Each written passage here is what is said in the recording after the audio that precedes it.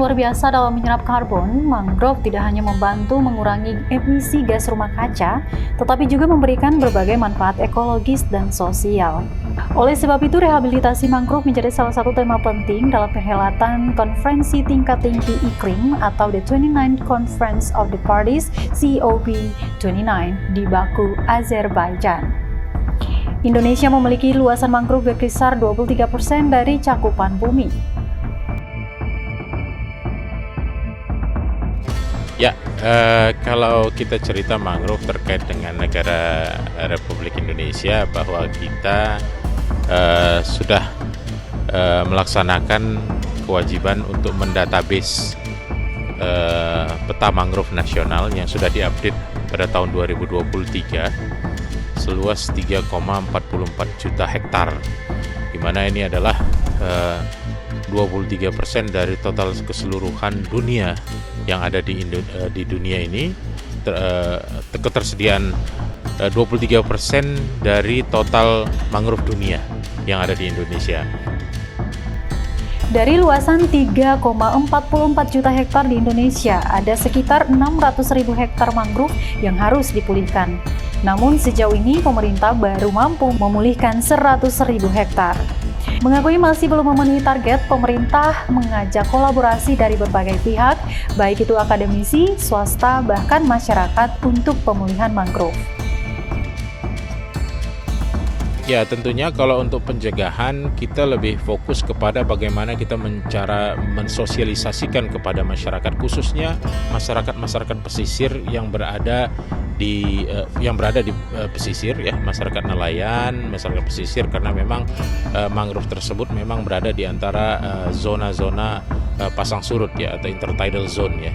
Kita melakukan sosialisasi kepada masyarakat agar mereka tidak menebang dan merusak mangrove itu sendiri, karena memang sudah ada regulasi dan peraturan perundangannya terkait dengan hal itu. Maluku sebagai salah satu provinsi kepulauan di Indonesia memiliki banyak lahan mangrove. Di Kota Ambon sendiri, upaya penyelamatan mangrove dilakukan berbagai elemen masyarakat. Salah satunya oleh Molucas Coastal Care, aksi reboisasi mangrove dimulai sejak tahun 2017 lalu. MCC gencar mengampanyekan visi dan misi pelestarian ekosistem di wilayah pesisir Maluku melalui media sosial. Menurut Ketua MCC Teria Salhuteru, edukasi bagi anak usia dini diperlukan sebagai langkah keberlanjutan perlindungan lingkungan.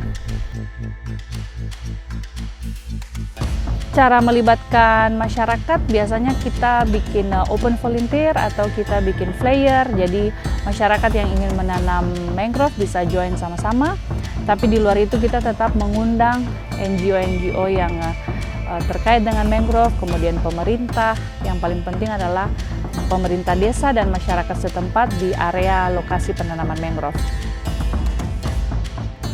Dengan begitu, semangat menjaga alam dan mencintai lingkungan terus berkembang ke setiap generasi.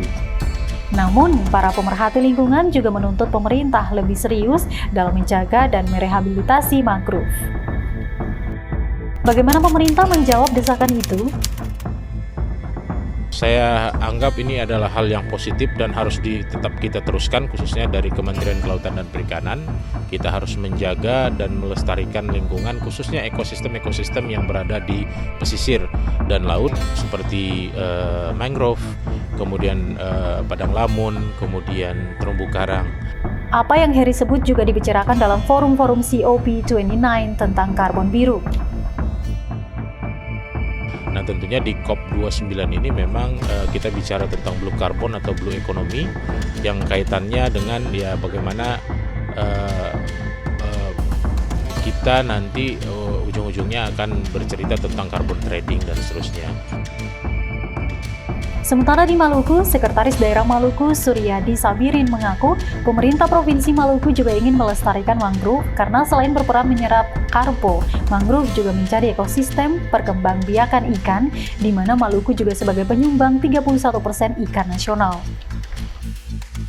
Saya pemerintah Provinsi Maluku mendukung banget nih dan mengucapkan terima kasih kepada Pak Presiden dan terima kasih kepada komunitas dan juga kepada masyarakat-masyarakat yang cinta lingkungan untuk pelestarian dari mangrove tersebut.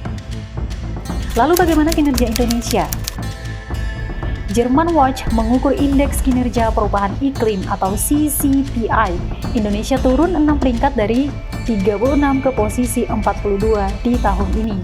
Itu peringkat menengah dalam energi terbarukan dan rendah dalam emisi GRK, penggunaan energi, dan kebijakan iklim.